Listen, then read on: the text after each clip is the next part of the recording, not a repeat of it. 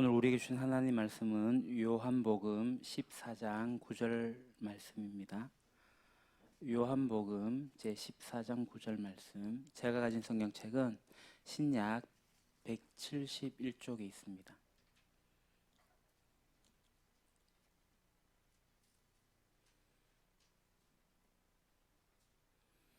성경책이 없으신 분 앞에 화면을 보셔도 되겠습니다. 요한복음 제 14장 9절. 찾으셨으면 우리 한 목소리로 같이 봉독하겠습니다. 예수께서 이르시되 빌립아, 내가 이렇게 오래 너희와 함께 있으되 네가 나를 알지 못하느냐? 나를 본 자는 아버지를 보았거늘 어찌하여 아버지를 보이라 하느냐? 아멘.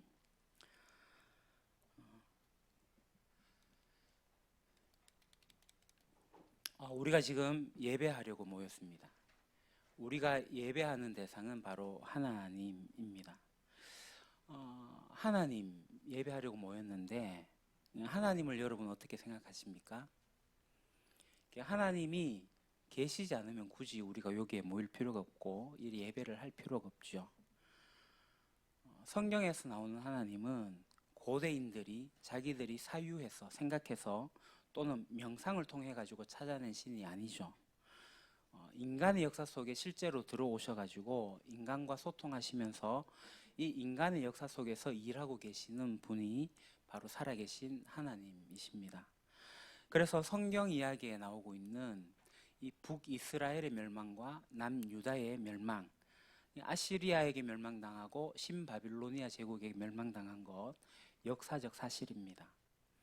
그 이전에는 이제 사울과 다윗의 통일왕국이 바로 솔로몬을 지나면서, 뒤에 화면 좀 바꿔주세요. 남과 북으로 갈려졌던 것도 역사적 사실입니다. 그리고 이렇게 왕국이 세워지기 전에 지금 우리가 사사기를 읽고 있는데 사사들이 정치, 통치를 하고 있던, 신정 통치를 하고 있었던 그것도 바로 역사적 사실이죠. 그리고 그 이전에는 여호수아를 비롯해서 가나안 땅으로 가서 정복을 하고 그 땅에서 정착한 것, 그것도 역사적 사실입니다. 그 이전에 어떤 일이 있었죠?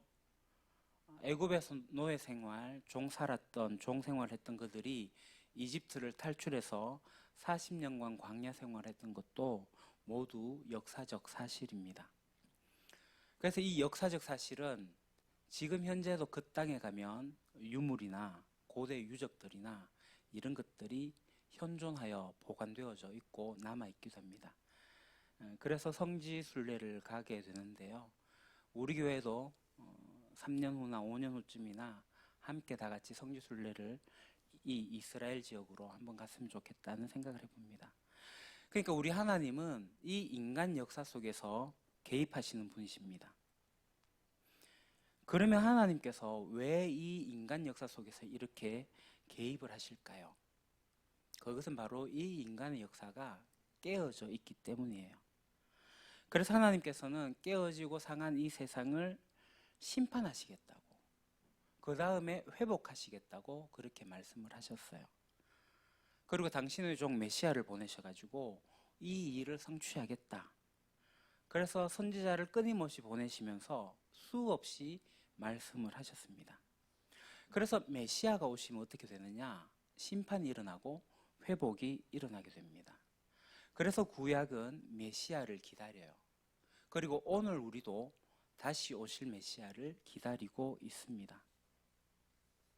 그런데 메시아를 기다리고 갈망하는 게 기독교인들만 하는 것이냐? 그렇지 않아요. 이 유대교나 또는 이 기독교 배경이 없는 이들도 메시아는 아니어도 메시아와 같은 존재를 기다리죠. 갈망합니다. 이 세상이 혼란스러울수록 이런 메시아와 같은 존재가 나타나서 이 세상을 어떻게 좀 정돈해주면 좋겠다 이런 생각을 하는 거죠. 정치를 보십시오. 지금 대선 정국이잖아요. 이제 뭐 100일도 채 남지 않은 그 기간 동안에 우리가 이제 기다리는데 무엇을 기다립니까? 이 정치 지도자도 정말 우리나라를 살만한 나라, 정말 우리가 인간답게 살아갈 수 있도록 하는 그런 정치인, 그래서 뭔가를 좀 이렇게 좀 바꾸어 주면 좋겠다, 그런 마음으로 지내지 않습니까? 뭐 정치는 그렇다 치고 우리 개인적으로는 어떻습니까? 내 인생 괜찮으세요? 내 인생도 어떤 메시아와 같은 존재가 나타나가지고 나를 좀 제대로 끌어주면 좋겠다, 이런 생각을 하잖아요. 그러다 보니까 과거에 이제 불과 얼마 전에 좀 멘토가 굉장히 유행했습니다. 나를 이끌어줄 멘토. 이렇듯이 모든 사람들이 메시아와 같은 존재, 메시아를 갈망합니다. 왜요? 우리는 한계가 있거든요. 우리는 문제를 가지고 있거든요. 그래서 이 한계와 문제를 해결해 줄 수 있는 그러한 존재, 즉 메시아를 우리는 갈망합니다. 그러니까 인간이 본성적으로 메시아를 갈망하게 돼 있어요. 왜 그럴까요? 하나님께서 우리 인간을 창조하실 때 하나님과의 관계 속에서만 정말 잘 존재할 수 있도록 그렇게 하나님께서 창조하셨어요. 그래서 우리를 젤렘, 하나님의 형상으로 창조하셨거든요. 하나님을 떠나서는 인간됨을 잃어버리기 때문에 그렇습니다. 그래서 우리는 계속 하나님을 떠나서는 문제와 결핍과 고통의 연속으로 살아가요. 그러니 모든 인간들은 무의식에서라도 이 메시아를 갈망합니다. 그렇게 메시아를 갈망하는 인간을 위해서 하나님 당신이 메시아로 이 땅에 오셔가지고 치유하고 회복하겠다, 이것이 구약 이야기의 중심입니다.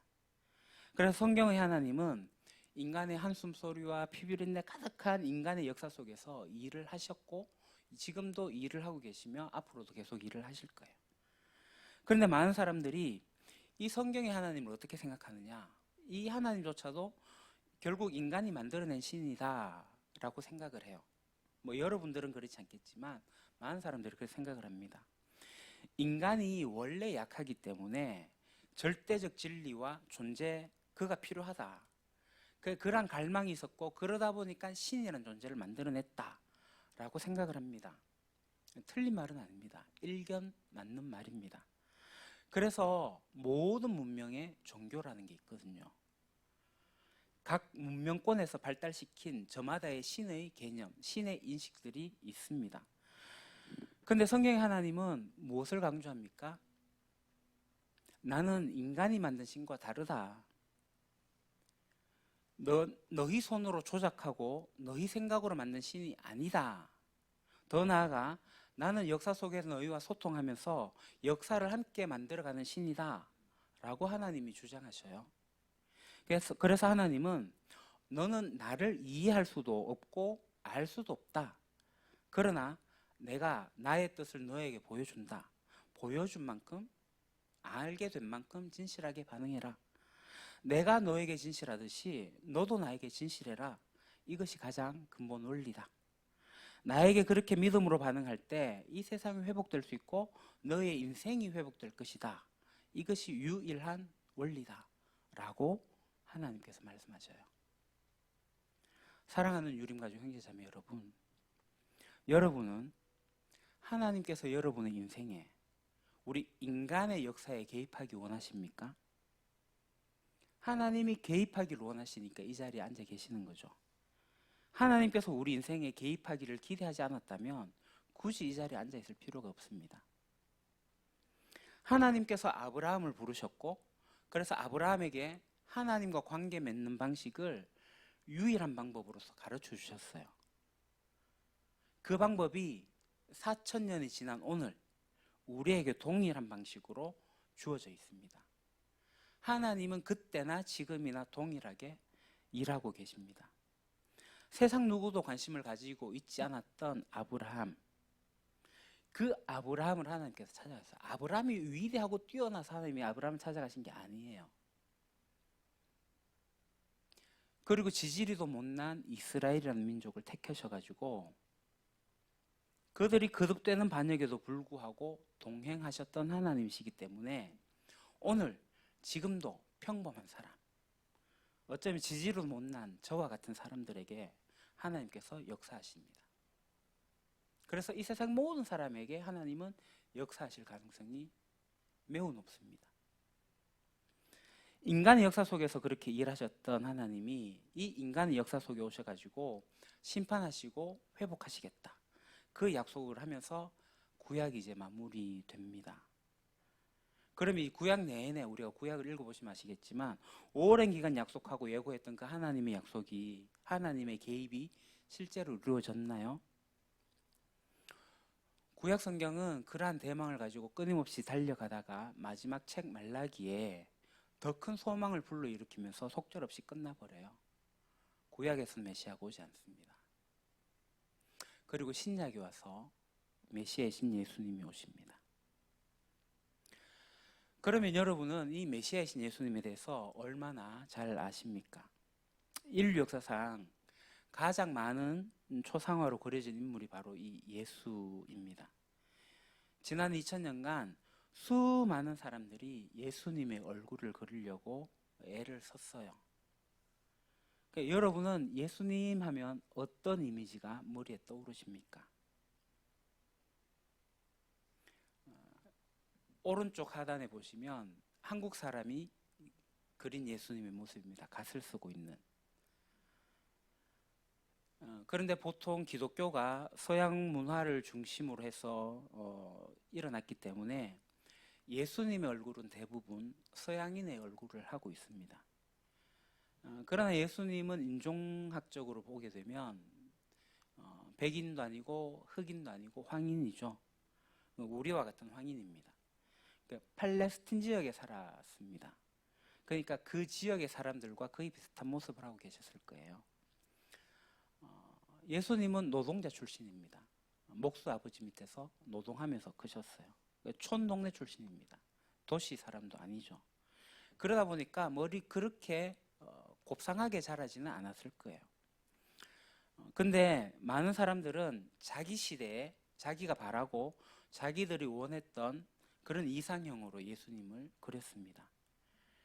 실제로 예수님 얼굴은 우리가 하나님 나라 가서 볼 수 있지 않을까. 정말 궁금한 것은 예수님의 얼굴이 아닙니다. 나름 이 문화가 많이 발달해가지고 정보기술이 발전해서 이게 예수님의 얼굴과 닮았을 거다 하면서 지금 가운데 있는 저 모습이 예수님이다 라고 BBC에서, 영국 방송이죠, 거기서 이제 컴퓨터로 쭉 걔가 만들어낸 게 저 모습이었을 거다 이렇게 이야기를 합니다. 근데 이게 중요한 게 아니에요. 진짜 우리가 궁금한 것은 뭐냐면 바로 예수님이 어떤 모습이었든 간에 그분이 누군가, 그분이 어떤 분이었는가라는 거예요. 사실 성인이나 위인으로 불린 사람 중에 이 예수님만큼 정체성 논란이 많은 사람은 없을 겁니다. 그러니까 예수님의 주장을 보면, 그리고 예수님의 행적을 보면, 특히 예수님의 부활을 그것을 액면 그대로 받아들일 수가 없어서 사람들은 각자 자기의 관점으로 예수님을 규명하려고 애를 썼죠. 그러다 보니까 예수님은 그냥 순회 설교자다. 어떤 사람은 예수님을 종말론적 열광주의자다. 그냥 예수는 그냥 유대인 랍비 정도야 라고 이렇게 얘기를 해요. 또는 정치적으로는 반로마, 로마 정치니까 반로마의 과격분자야. 또는 이 바리새인들과 반대되는 반바리새파주의자야. 이렇게 얘기를 합니다. 시대가 흐르면서 예수는 신비주의적인 영성가야, 아니야 수도사야, 현자야, 뭐 이런 주장도 하게 되죠. 그 시간이 더 흘러서 막시즘이 나오게 될 때는 민중에 대한 관심이 일어나니까 예수는 바로 민중에 대한 혁명가야, 예수님은 노동자야, 예수님은 고난받는 자의 화신이다, 뭐 이렇게 주장을 하고요. 1960년대는 예수가 히피다 이래 이야기를 하고, 요즘에는 예수님을 CEO다 이렇게 이야기하는 사람들도 있습니다. 또 종교마다 예수님을 또 규명하는데, 불교에서는 예수님을 어떻게 하냐면 깨달음을 알게 된 자, 그래서 예수는 부처다라고 주장을 하고요. 이슬람에서는 선지자로 왔지만 실패한 선지자다 이렇게 이야기를 합니다. 유대교에서는 예수님을 뭐라고 얘기할까요? 가짜 메시아다 이렇게 얘기를 합니다. 그러니까 예수님이 초상화만큼 예수님에 대한 견해도 다채롭게 다양하게 존재합니다. 수많은 사람들이 수많은 시대에 따라 가지고 예수상을 만들어냈어요. 자신의 취향이나 필요에 따라서 만들어내는 것을 보게 되면 이 예수님이라는 분이 얼마나 위대한 분인지 우리가 알 수가 있게 됩니다. 그렇다면 예수님은 진짜 누구고 또 그 예수님을 우리가 어떻게 알 수 있을까? 예수님이 가르친 바를 우리가 어떻게 발견할 수 있을까? 예수가 실제적으로 존재했다라는 사실을 부인하는 사람은 없습니다. 세상의 모든 사람은 과학자든 무신론자든 간에 예수가 실존했다라는 사실은 다 인정을 합니다. 그렇다면 이 예수라는 존재에 대해서 우리가 알 수 있는 방법은 예수님이 실제로 존재했던 그 시기와 가장 근접한 예수님에 대한 기록물, 그것이 예수님을 온전하게 담고 있을 것이라는 것은 분명하죠. 그래서 마태, 마가, 누가복음은 예수님에 대한 사건을 기록한 책인데 예수님 당시에 바로 옆에서 기록한 사건이 아니고 예수 사건이 일어나고, 그러니까 돌아가시고 부활하시고 승천하시고 난 그 이후에 한 세대가 지나고 난 즈음에 쓰여진 책입니다. 그러니까 지금으로부터 약 30년 전의 일을 기록한 거다. 그러니까 제가 만약에 누군가 저의 이야기를 쓴다라고 하면 30년 전에 고등학교를 졸업하고 대학교를 가고 그 속에 있었던 여러 가지 일들과 군대를 갔다 오고 했던 그런 행적들을 누군가가 기록을 하는 거죠. 그처럼 마태, 마가, 누가가 30년 전에 예수님과 함께 했던 일들을 기록을 한 게 바로 마태, 누가, 마가 복음입니다. 이 중에서도 제일 먼저 기록된 책이 뭘까요? 마가복음입니다. 마가복음. 그러니까 예수님의 사건에서 제일 먼저 기록된 책이 바로 마가복음이고요. 이 마가복음을 기초로 해서 마태와 누가가 자신의 자료를 더해가지고 자신의 복음서를 쓰게 된 거예요. 그보다 원자료인 Q 자료라는 게 있긴 하지만 그건 신학적인 부분이고, 그 누가와 마태는 자신의 이야기를 덧붙여서 마가에 플러스 알파 해가지고 자신의 신학적 내용으로 복음서를 쓰게 된 거죠. 그러면서 또 한 세대가 지나가요. 또 한 세대가 지나가면서 요한이라는 사람이 마태, 마가, 누가가 다루지 않았던 내용, 그리고 신학적 성찰을 담아가지고 요한복음이라는 것을 쓰게 됩니다. 그래서 이것을 사복음서라고 하는데요. 이 사복음서의 역사성에 대해서 수많은 사람들의 비평이 존재합니다. 일단 이 내용들을 우리가 읽어보면 기적이 여러 번 일어나요. 무엇보다도 이 속에는 예수님의 부활과 승천 사건이 기록되어 있어요. 이 신화와 같은 그러한 이야기가 등장하고 있어서 이 책을 읽는다고 해서 많은 사람들이 이것을 사실로 받아들이기가 쉽지가 않습니다. 그 부활보다 더더욱 어려운 내용이 뭐냐면 바로 예수님이 자신에 대해서 주장한 거예요. 예수님은 자신을 어떻게 소개를 하죠? 하나님이 보낸 자라고 소개를 합니다. 또 더 나아가 자신이 하나님이다 라고 주장을 합니다. 오늘 본문이 그거예요. 빌립이 한 아버지 보여달라고 하거든요. 그때 예수님께 대답하십니다. 빌립아, 내가 이렇게 오랫동안 너희와 함께 지냈는데도 너는 나를 알지 못하느냐?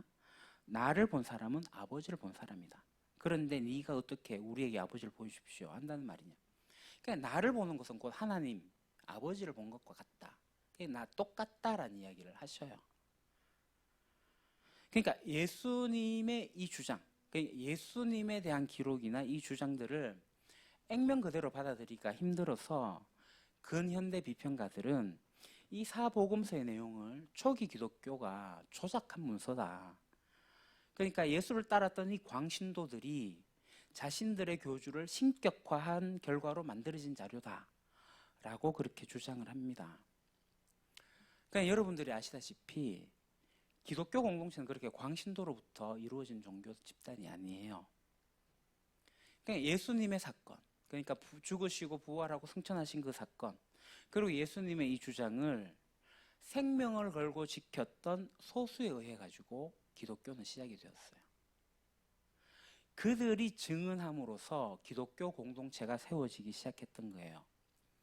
그들의 증언이 조작된 것이라면 오늘 우리는 거짓 기독교, 이 거짓에 기반을 두고 있는 종교의 생활을 하고 있는 것과 다름없습니다. 예수님에 관한 견해가 수없이 쏟아지는 이유 중 하나는 실제로 일어난 사건으로부터 가장 가까운 시일 내에 쓰였고, 그래서 그것을 생명을 걸고 사실이다 라고 주장한, 그것을 증언한 자료를 액면 그대로 받아들이지 않기 때문에 그래요. 하지만 이 인류 역사에서, 특히 고대사에서 이 역사적 사건을 이렇게 빨리 기록한 문서도 잘 없습니다. 그리고 그 문서들은 그 자체로만으로도 굉장히 가치가 있을 뿐만 아니라 이 성경의 저자들이 자신의 기록을 역사적 사실이라고 한치의 망설임 없이 주장했음을 간과해서는 안 됩니다. 예를 들어 볼까요? 예수님의 오병이어의 사건은 마태, 마가, 누가, 요한 모든 복음서에 기록이 되어져 있어요. 마태, 마가, 누가, 요한이 30년 후에 기록을 했다 하더라도 예수가 오병이어로 장정만 그렇게 수없이 먹였는 그 사건을 기록을 했고 보여줬을 때 모든 사람들이 이거 가짜야, 이거는 조작된 거야 라고 이야기하지 않았다는 거예요. 그 사실을 모든 사람이 다 받아들인 거예요. 예수의 죽음과 예수의 부활함을 그때 당시에 모든 사람들이 받아들인 거예요. 그래서 이 증인들의 증언을 믿었고, 그래서 예수의 역사적 실존, 그 실존에서 있는 이 자료들, 그래서 우리는 그것을 믿고 있습니다. 근데 이게 만약에 멀리 오래된 시간이 지나서 한 세기가 지나고 두 세기가 지나서 기록된 거라면 우리는 예수님에 대해서 온전하게 받아들일 수가 없을 수도 있습니다.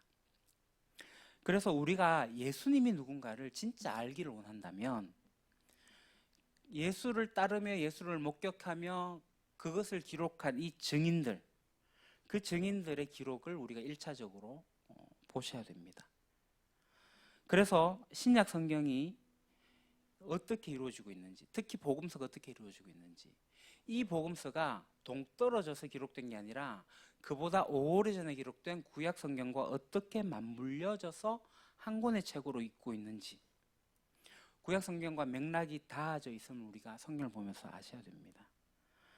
그래서 예수님이 바로 구약 성경이 예언한, 구약 성경이 기다렸던 메시아라면 우리가 예수님의 가르침과 예수님의 행적을 조심스럽게 잘 살펴볼 필요가 있습니다. 한 걸음 더 나가서 하나님이 인간의 역사에 개입하시는 분이라면, 그래서 이 이스라엘의 역사를 주관해 오시다가 둘로 나뉘어진 남과 북을 차례로 심판하시고 그리고 주변의 제국들을 심판하신 분이라면, 이에 그치지 않고 이 세상을 심판하고 회복하기 위해서 이 인간의 역사 속에서 메시아를 보내신 분이라면, 더더욱 자신을 메시아라고 주장한 이 예수님의 가르침과 행적을 가장 가까운 시기에 기록한 그 자료를 우리가 정말 조심해서 잘 살펴보고 공부할 필요가 있는 겁니다. 그래서 복음서를 우리가 공부를 하셔야 되는데요. 이 복음서를 우리가 읽으셔야 돼요. 그러니까 많은 사람들이 성경을 읽으려고 하면은 창세기부터 딱 펼치는데 창세기부터 읽지 마십시오.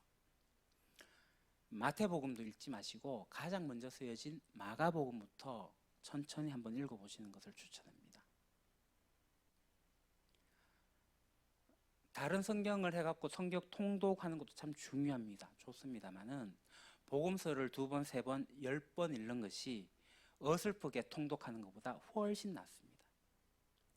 그래서 마가복음 읽으시고 마태복음 읽으시고 누가복음 읽으시고 요한복음 읽으시면서 예수님이 어떤 분인지, 오셔서 어떤 일을 하셨고 누구를 만나셨고 어떻게 하나님을 드러내고 계시는지에 집중해서 복음서를 읽어보십시오.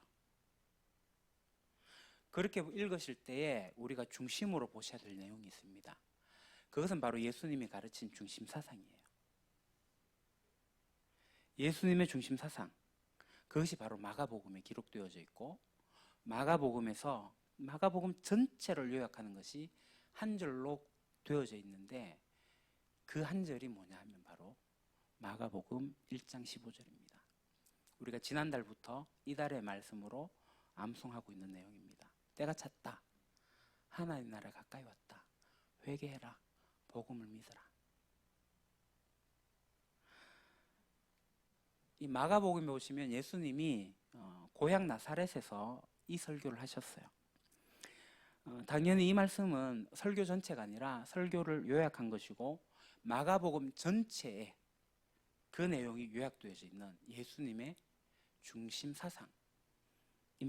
예수님의 가르침, 핵심 가르침입니다. 그래서 우리가 예수님을 알려면 예수님의 이 핵심 가르침을 선명하게 아는 것이 필요합니다. 그래서 이게 적지 않은 시간이 걸리겠지만 우리가 이 마가복음 1장 15절을 제대로 공부하는 것이 필요해요. 그래서 제가 예전에 한 넉 달 정도 마가복음 1장 15절만 가지고 설교했던 적이 있습니다. 우리 홈페이지에 기록되어 있는지 제가 모르겠지만 그걸 다 보시면 되겠지만 앞으로 2주 정도 짧게 이 말씀을 앞으로 2주 동안 더 살펴볼 예정입니다. 예수님의 중심 사상, 예수님의 행적이 하나님께서 인간의 역사에 개입한 것과 어떤 관계가 있는지 집중하면서 우리가 이 말씀을 살펴보려고 해요. 이 인간의 역사 속에서 하나님이 실제로 개입하셨다.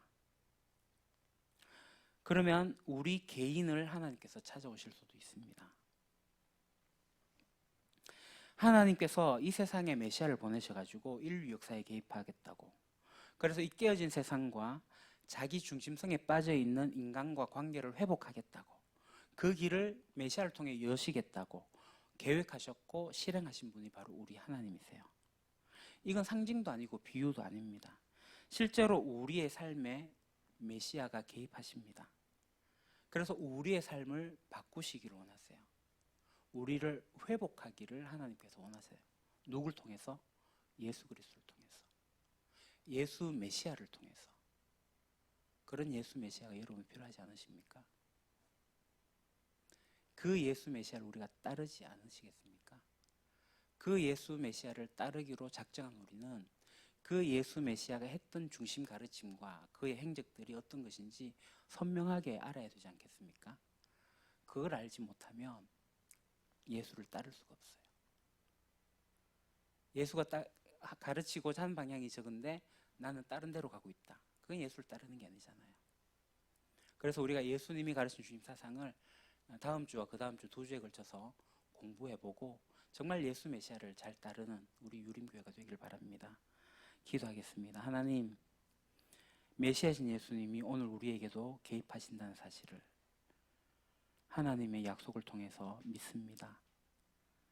하나님, 우리에게 오셔서 우리를 변화시키고 우리를 이끌어 가실 것을 기대합니다. 나 중심성에 빠져 있는 이 모든 것들을 해결하게 하시고 하나님과의 관계를 회복하는 가운데 저희들을 사용하셔서 하나님의 귀한 거룩한 일들을 이루어 주시옵소서. 예수님의 이름으로 기도합니다. 아멘. 이 시간 우리 예수 하나님의 공의 찬양을 들으면서